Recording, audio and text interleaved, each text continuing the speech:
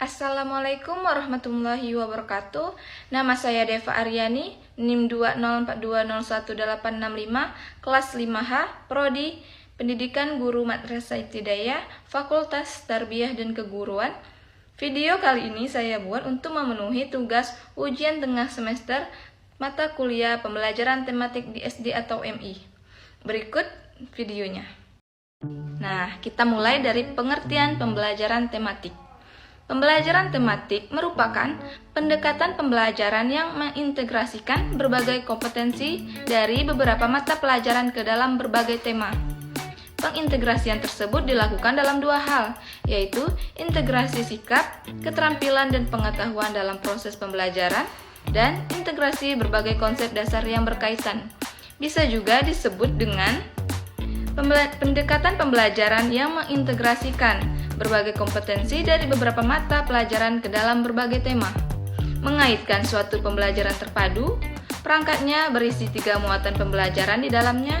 Ketika mengajar harus tampak satu, tidak terpisah, mengintegrasikannya secara utuh dan terpadu kepada siswa. Nah, selanjutnya kita akan bahas tentang rencana pelaksanaan pembelajaran atau biasa disebut dengan RPP. Perencanaan pembelajaran adalah hal pertama yang harus guru siapkan sebelum proses belajar mengajar. Persiapan guru sebelum mengajar salah satunya adalah membuat RPP. Rencana pelaksanaan pembelajaran atau RPP merupakan rencana kegiatan pembelajaran tatap muka untuk satu pertemuan atau lebih. RPP dibuat berdasarkan silabus untuk menjadi pedoman dalam kegiatan pembelajaran supaya siswa mampu mencapai kompetensi dasar yang sudah ditetapkan. Dengan demikian, pembelajaran akan dapat berlangsung secara interaktif, inspiratif, menyenangkan, menantang, efisien, dan memotivasi peserta didik untuk berpartisipasi secara aktif dan memberikan ruang yang cukup. Berikut ini adalah beberapa alasan tujuan pentingnya guru dalam membuat RPP di awal semester. Pertama, pembelajaran berlangsung lebih sistematis. Guru memiliki pedoman dalam merancang sebuah metode pembelajaran yang disenangi siswa. Yang kedua, mempermudah analisis keberhasilan belajar siswa. Mengukur tingkat keberhasilan siswa dalam belajar tidak harus selalu diukur menggunakan angka. Dalam rencana pelaksanaan pembelajaran yang guru susun, wajib membuat bentuk penilaian yang akan dilakukan untuk melihat perkembangan belajar siswa. Yang ketiga, memudahkan penyampaian materi. Dengan RPP, guru dapat mengatur dalam beberapa kali pertemuan sebuah materi pembelajaran dapat diselesaikan. Keempat, pengatur pola pembelajaran. Kegiatan pembelajaran dalam RPP dapat didesain sedemikian rupa untuk mengatur pola pembelajaran.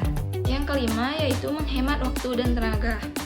Guru tidak perlu lagi bingung menentukan metode, bentuk penilaian, materi, dan lain sebagainya saat mengajar karena semua sudah tertuang dalam RPP. Yang keenam, bahan evaluasi pembelajaran sekaligus refleksi. Guru dapat menggunakan RPP yang telah dibuat sebagai bahan acuan untuk melakukan evaluasi sekaligus refleksi apakah pembelajaran di kelas sudah berjalan dengan baik, sudah mencapai tujuan pembelajaran, atau apakah pembelajaran sudah mampu. Nah, selanjutnya, komponen-komponen RPP. 1. Identitas satuan pendidikan. 2. Kompetensi inti atau KI. 3. Kompetensi dasar atau KD. 4. Indikator dan pencapaiannya. 5. Tujuan pembelajaran. 6. Materi pembelajaran.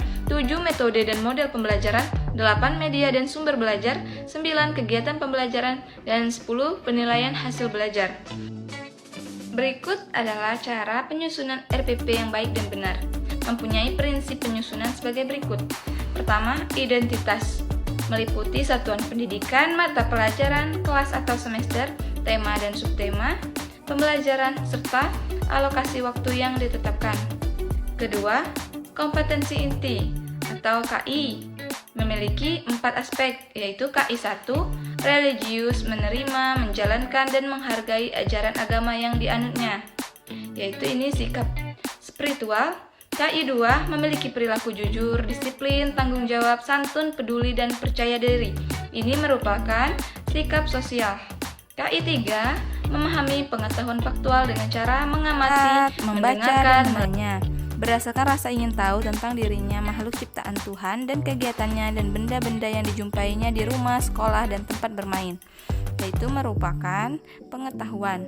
KI4 menyajikan pengetahuan faktual dalam bahasa yang jelas, sistematis, dan logis, dalam karya yang estetis dan gerakan yang mencerminkan anak sehat, dan tindakan mencerminkan perilaku anak beriman dan berakhlak mulia, yaitu merupakan keterampilan. Yang ketiga ada kompetensi dasar atau KD. KD kita ambil dari silabus, biasa diambil dari kognitif dan keterampilan siswa. 4. Indikator dan pencapaian kompetensi. Dalam merumuskan indikator yang harus diperhatikan yaitu indikator dirumuskan dari KD menggunakan KKO atau kata kerja operasional yang dapat diukur, dirumuskan dalam kalimat yang jelas, simpel, dan mudah dipahami, tidak menggunakan kata yang bermakna ganda, hanya mengandung satu tindakan dan satu materi. Indikator kata kerja operasional atau KKO yaitu C1 mengingat, C2 memahami, C3 menerapkan, C4 menganalisis, dan C5 mengevaluasi, serta C6 menciptakan. Penyusunan yang kelima yaitu tujuan pembelajaran. Tujuan pembelajaran diambil dari indikator. Ada 4 unsur pokok yang perlu dicantumkan dalam perumusan tujuan pembelajaran yang biasa disingkat dengan ABCD. A. Audience, B. Behavior, C. Condition, dan D. Degree. Yang keenam, materi pembelajaran terdapat 3 muatan, yaitu misalkan bahasa Indonesia, IPA, dan IPS. Yang ketujuh, metode dan model pembelajaran ada pendekatan, misalnya pendekatan saintifik, metodenya misalnya penugasan, ceramah, tanya jawab, diskusi.